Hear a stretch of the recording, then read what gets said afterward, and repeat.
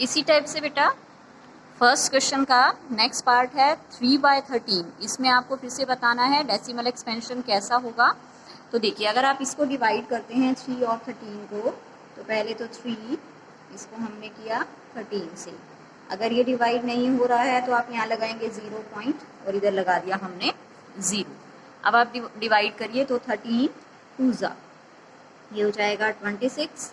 4 अपनी तरफ से आपने एक बार 0 लगाई है, फिर आप क्या करेंगे, अब किस पे जा रहा है 13 3 जा 39, तो ये फिर से बचा अब आपका 1। अब आपने लगाई है यहाँ पर 0, एक बार 0 लगाएंगे तो कोई फर्क नहीं पड़ता। अगर आप दूसरी बार 0 लगा रहे हैं तो यहाँ भी 0 लगाएंगे, क्योंकि पॉइंट के बाद आप एक बार 0 यहाँ ले सकते हैं। तो देखिए अब ये 100 आ गया, अब किस पे जा रहा है 13 7 जा 91, तो अब यहाँ पे बचेगा 7। तो अब अपनी मर्जी से फिर से एक बार 0 लगाएंगे।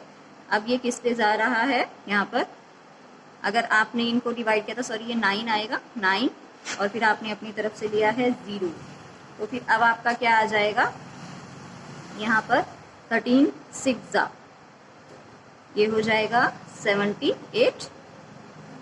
और फिर अगर आप इसको डिवाइड करते हैं, फिर से ये बच जाए, माइनस करते हैं तो ये आ जाएगा 12, एक 0 और लगाई, अब किस पे जा रहा है 13 9 जा, ये हो जाता है 117, बचा 3।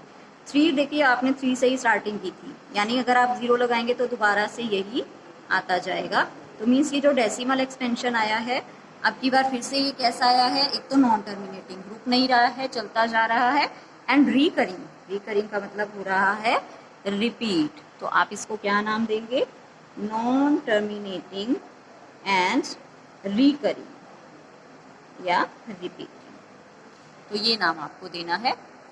फर्स्ट क्वेश्चन पूरा आपने इसी टाइप से करना है, डेसिमल एक्सपेंशन बताना है, 3 टाइप बताए गए हैं, उसमें से किस टाइप का आएगा। चलिए अब करते हैं सेकंड क्वेश्चन।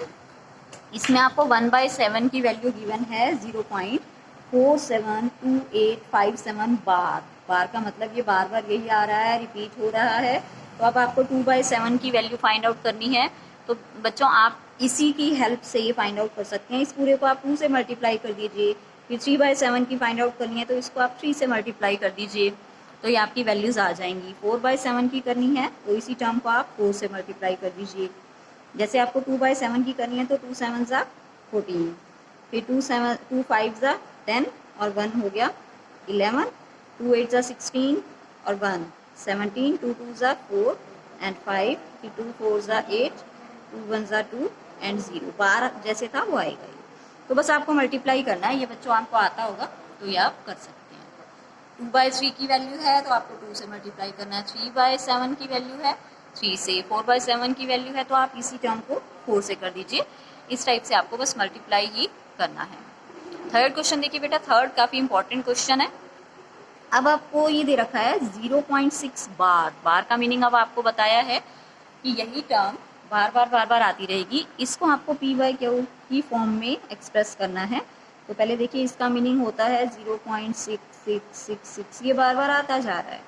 तो आप इसको सपोज कर लीजिए कि ये x के इक्वल है स्टार्टिंग में, और नंबर 1 डाल दीजिए। बेटा अगर पॉइंट के बाद आपकी 1 डिजिट रिपीट हो रही है तो आप इस टर्म को 10 से मल्टीप्लाई करेंगे। अगर 2 डिजिट रिपीट हो रही होती, सपोज 6 7 6 7 6 7 ऐसे आता, तो आप उसको मल्टीप्लाई करते 100 से। 3 डिजिट रिपीट हो रही होती, मीन्स पॉइंट के बाद आ जाता 103 103 103, तो आप 1000 से मल्टीप्लाई करेंगे।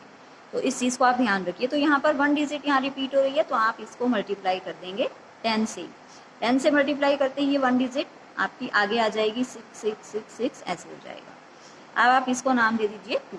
ध्यान रखिए अगर 2 डिजिट होती तो 100 से मल्टीप्लाई करना है, और ये फिर 66 आगे आ जाता जब आप 100 से मल्टीप्लाई करते।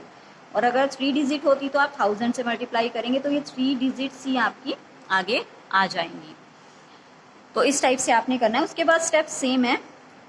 अब आपको इन दोनों को माइनस करना है 2 में से 1, लेफ्ट हैंड साइड में से left hand side and right hand में से राइट हैंड। तो 10x में से 1 टाइम x, इन दोनों को करेंगे तो 9x। इन दोनों को माइनस करेंगे, देखिए पीछे वाली टर्म तो सेम है पॉइंट के बाद, तो सारी बन गई 0, और 6 में से 0 ये 6 आ गया। तो x की वैल्यू क्या आ गई 6/9, कैंसिल करेंगे 3 पर जा रहा है, 3 2 जा एंड 3 3 जा, तो आप पी बाई क्यू में आपने इसका आंसर निकाल दिया, एक्स का आंसर। तो इस टाइप से आपको करना है, बहुत ईजी है और इम्पॉर्टेंट भी है। देखिए इसका नेक्स्ट पार्ट देखते हैं। अब है 0.47 बार। तो इसको आपको करना है, देखिए पहले x लिख लीजिए, क्या हो जाएगा 0.47 के ऊपर बार है ओनली, तो आप ऐसे लिख सकते हैं इसको। फिर से देखिए एक डिजिट रिपीट हो रही है तो आप 10 से ही मल्टीप्लाई करेंगे, इसको आप नंबर 1 डाल दीजिए, तो एक डिजिट आपकी आगे आ जाएगी, 4 पॉइंट ये आ जाएगा, 7 7 7 7 ऐसे आता जाएगा। अब ये है नंबर 2, तो आप इन दोनों को अब करिए सब्ट्रैक्ट, 2 - 1, तो 10x में से 1x 9x, और देखिए ये 4 में से 0 तो ये 4 हो जाएगा, एंड 7 में से 4 तो 3, बाकी आपका ये सारे 0 होते जाएंगे, 7 में से 7, 7 में से 7, ये सारे 0 हो चुके हैं, मीन्स आपका आ गया 9x इक्वल टू 4.3।